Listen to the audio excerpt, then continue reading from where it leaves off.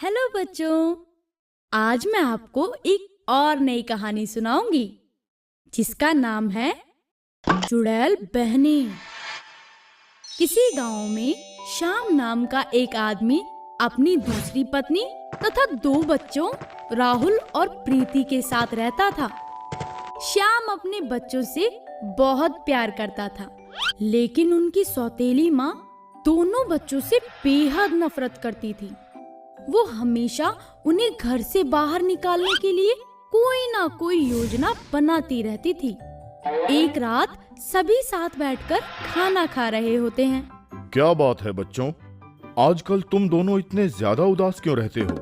क्या कोई दिक्कत है? नहीं पापा, कोई दिक्कत नहीं है। मेरा पेट भर गया है, मैं सोने जा रहा हूँ। ये बोलकर राहुल वहाँ से चला जाता है। उसके पीछे पीछे प्रीति भी वहाँ से चली जाती है। मुझे लगता है बच्चों को पढ़ाई की चिंता होगी। वैसे भी दोनों पूरा दिन पढ़ते रहते हैं। ऐसा करते हैं, उन्हें कुछ दिनों के लिए मेरी बहन के घर भेज देते हैं। उनके वहाँ रहने से हमें चिंता भी नहीं होगी और दोनों का दिल भी बहल जाएगा। पत्नी के बोलने पर श्याम बच्चों को भेजने के लिए मान जाता है। अगली सुबह पूरा परिवार सौतेली माँ की बहन के घर की तरफ चलने लगता है। सुबह से शाम हो जाती है और वो सब पहाड़ पार करके जंगल तक पहुँच जाते हैं। जंगल के पास पहुँचते ही सौतेली माँ घबरा जाती है। ये आदमी तो अपने बच्चों को छोड़ने के लिए तैयार ही नहीं है। अगर ऐसा ही चलता रहा तो मेरी पूरी योजना खराब हो जाएगी। मुझे जल्दी कुछ करना होगा। मुझे लगता है बच्चों को यहाँ से अकेले ही आगे जाना चाहिए, क्योंकि अगर मेरी बहन ने देख लिया कि प्रीति और राहुल मेरे बच्चे हैं तो शायद वो उन्हें अपने घर में नहीं रखेगी। ऐसा क्यों? क्योंकि वो कभी माँ नहीं बन सकती थी। इस बात को लेकर एक बार मैंने उसे गुस्से में बहुत बुरा भला बोल दिया था, जिसके बाद से वो जब भी मुझे देखती है तो गुस्से से लाल हो जाती है। इसीलिए हमें बच्चों को अकेले भेजना चाहिए। आप चिंता मत कीजिए, वो बच्चों से बहुत प्यार करती है। एक बार फिर पत्नी की बात मानकर श्याम बच्चों को अकेले आगे भेज देता है और खुद वापस घर की ओर चला जाता है। बच्चे धीरे धीरे आगे बढ़ने लगते हैं। कुछ दूर चलने के बाद उन्हें एक घर दिखाई देता है।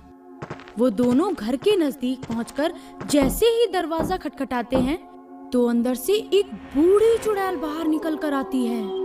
वाह वाह, आज तो खाना भूखे के पास चलकर खुद आ गया। हमने आपका क्या बिगाड़ा है जो आप हमें खाने की बात कर रही हो? कृपया हमें कुछ मत करना। हम अपनी मर्जी से यहाँ नहीं आए। हमारी सौतेली माँ हमें यहाँ लेकर आई हैं। उन्होंने कहा था कि ये उनकी बहन का घर है। हा हा हा हा हा, मेरी बहन बहुत तेज है। ठीक है, आज से तुम दोनों जिंदा रहने के लिए मेरे घर का सारा काम करोगे। अगर नहीं किया तो मैं तुम्हें मारकर खा जाऊंगी। चुड़ैल की बात सुनकर दोनों बच्चे डर जाते हैं और जैसा वो कहती है बिल्कुल वैसा ही करने लगते हैं। इसी तरह कुछ दिन बीत जाते हैं। एक दोपहर जब चुड़ैल सो रही होती है तो प्रीति और राहुल कुछ देर आराम करने के लिए खिड़की के पास बैठ जाते हैं। प्रीति जैसे ही खिड़की के बाहर देखती है तो उसे एक पेड़ के पास साधु बाबा बैठे नजर आते हैं। लगता है वो साधु बाबा बहुत थक गए हैं। मैं उन्हें पानी देकर आती हूँ। तुम जाओ, मैं चुड़ैल पर नजर रखता हूँ। अगर वो जाग गई तो मैं तुम्हें बंदर की आवाज निकालकर बुला लूंगा। प्रीति चुपचाप घर से बाहर निकल जाती है और साधु बाबा के पास जाकर उन्हें पानी देती है। बेटी, तुम्हारा बहुत धन्यवाद। तुमने मेरी मदद तो कर दी, लेकिन तुम उदास प्रतीत होती हो। क्या मैं तुम्हारी कोई मदद कर सकता हूँ? बाबा, मैं और मेरा भाई बहुत दिनों से एक चुड़ैल के घर में फंसे हुए हैं। क्या आप हमें उससे बचाकर अपने साथ लेकर जा सकते हैं? बेटी, मैं तुम्हें अपने साथ तो नहीं लेकर जा सकता, पर मैं तुम्हें उससे बचने का एक रास्ता जरूर बता सकता हूँ।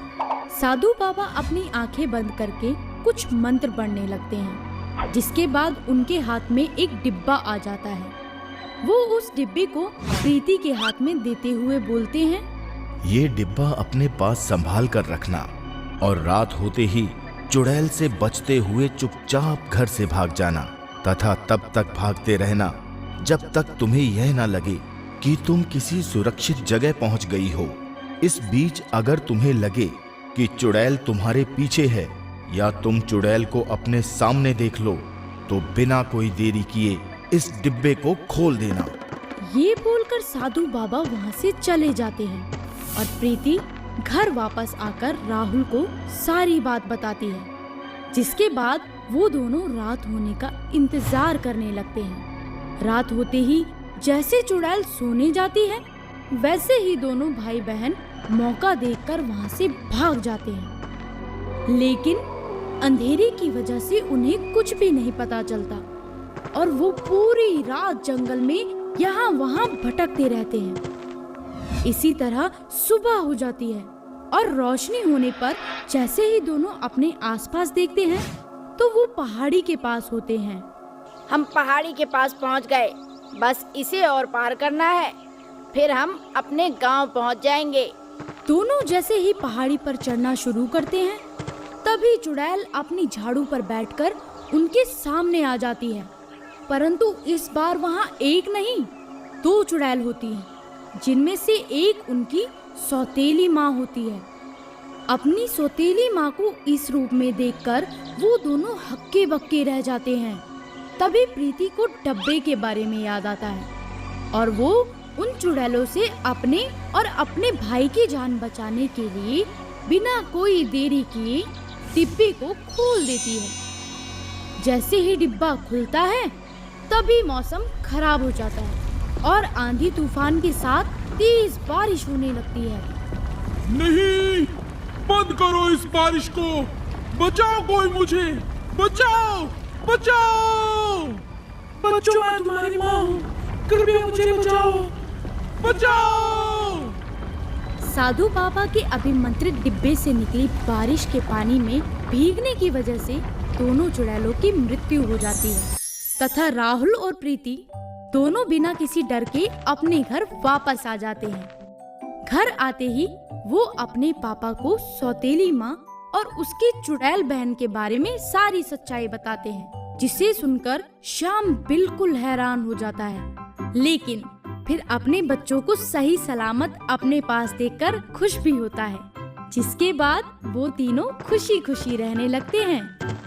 तो बच्चों, इस कहानी से हमें ये शिक्षा मिलती है कि बुराई भले ही कितनी बड़ी क्यों ना हो, सच्चाई और अच्छाई के आगे एक ना एक दिन हार ही जाती है। दोस्तों, अगर आपको ये वीडियो पसंद आया हो तो इसे लाइक करें, चैनल सब्सक्राइब करें और हमारे कार्टून शोज सबसे पहले देखने के लिए बेल आइकन दबाना ना भूलें।